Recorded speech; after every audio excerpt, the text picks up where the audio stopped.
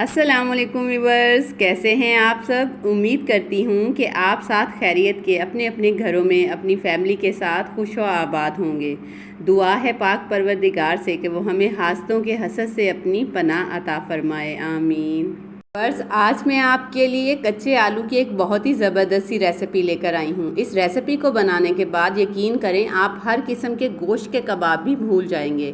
ये रेसिपी बनाने के लिए आपको बहुत कम इंग्रेडिएंट्स की ज़रूरत पड़ने वाली है और ये तमाम इंग्रेडिएंट्स तकरीबन हर घर के किचन में मौजूद होते हैं। तो चलिए जल्दी से ये आलू के मज़ेदार और टेस्टी से स्नैक्स बनाना शुरू करते हैं। ये स्नैक्स बनाने के लिए यहाँ मैंने सबसे पहले लिए हैं आधा किलो आलू। आलूओं को मैंने पील करने के बाद अच्छे से वॉश कर लिया था। इसी के साथ साथ इसके अंदर मैं 2 छोटे साइज़ की प्याज शामिल करूँगी। अगर आपके पास थोड़ी बड़ी साइज़ की प्याज है तो आप यहाँ 1 प्याज का इस्तेमाल करें। अब हमने करना ये है कि हमने तमाम आलू और प्याज को किसी ग्रेटर की मदद से अच्छे से ग्रेट कर लेना है।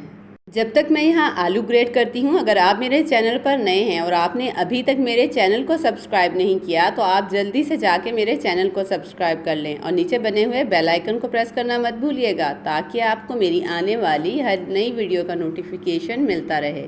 उम्मीद है अब तक आपने मेरे चैनल को सब्सक्राइब कर लिया होगा। तो लीजिए, हमारे आलू और प्याज भी ग्रेट हो चुके हैं। अब हम इन्हें पानी शामिल करते हुए तकरीबन 10 मिनट के लिए डिप करके ऐसे ही रख देंगे।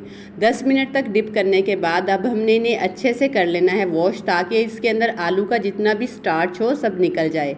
ग्रेट किए हुए आलू और प्याज को अच्छे से वॉश करने के बाद हम इसे किसी स्ट्रेनर के अंदर रख देंगे ताकि इसके अंदर जितना भी पानी है सब निकल जाए। लेकिन अगर फिर भी आपको लगे कि इसके अंदर पानी मौजूद है तो आप इसे हाथों की मदद से इस तरीके से प्रेस करें। इससे जितना भी इसके अंदर पानी होगा सब रिमूव हो जाएगा।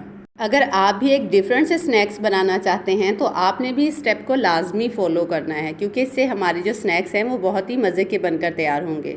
आलू और प्याज को अच्छे से निचोड़ लेने के बाद अब बारी आती है अगले स्टेप की। अगले स्टेप में मैंने यहाँ एक कढ़ाई में तकरीबन 1 टेबलस्पून के करीब कुकिंग ऑयल लिया है। अब मैंने जो आलू और प्याज ग्रेट करके रखे हैं इन्हें मैं इसके अंदर शामिल करते हुए तकरीबन 50% तक कुक करूँगी। इस दौरान हम इसमें मुसलसल चम्मच चलाते रहेंगे ताकि ये पैंदे में ना लगें। यहाँ इस बात का ख़ास ख्याल रहे कि आलू की कुकिंग के दौरान हमने यहाँ बहुत ज़्यादा ऑयल का इस्तेमाल नहीं करना, बल्कि हम सिर्फ यहाँ 1 से 2 टेबलस्पून के करीब ही कुकिंग ऑयल इस्तेमाल करेंगे।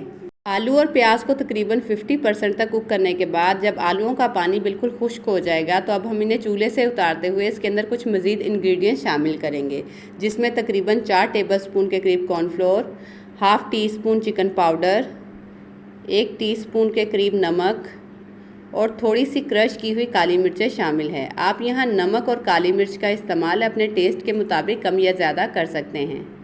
इस पॉइंट पर शायद आपको लग रहा होगा कि हमने तो ये स्नैक्स बनाने के लिए बहुत कम इंग्रेडिएंट्स का इस्तेमाल किया है, लेकिन यकीन करें इतने कम इंग्रेडिएंट्स के साथ भी ये स्नैक्स बनकर बहुत ही ज़बरदस्त से तैयार हो जाते हैं और खाने में बहुत ही मज़े के लगते हैं। तमाम चीज़ों को अच्छे से मिक्स करने के बाद अब यहाँ मैंने एक छोटे साइज़ की कटोरी ली है।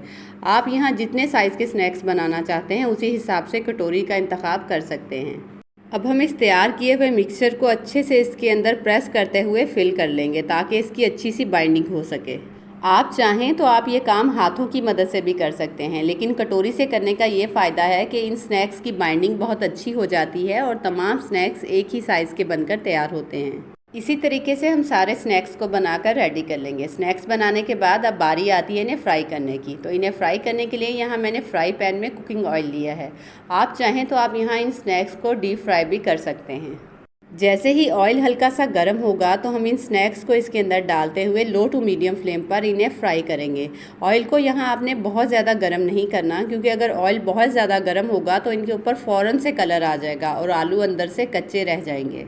तकरीबन 2 से 3 मिनट तक एक साइड से बिल्कुल लो फ्लेम पर पकाने के बाद अब हम इसे पलटते हुए दूसरी साइड से भी फ्राई कर लेंगे। आप देख सकते हैं कि यहाँ 2 से 3 मिनट तक कुक करने के बाद इनके ऊपर कितना ज़बरदस्त सा गोल्डन कलर आ चुका है।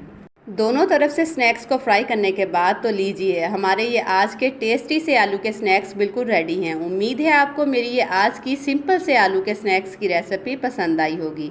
अगर रेसिपी अच्छी लगे तो वीडियो को लाइक और शेयर करना मत भूलिएगा और कमेंट बॉक्स में अपनी राय का इजहार लाजमी कीजिएगा।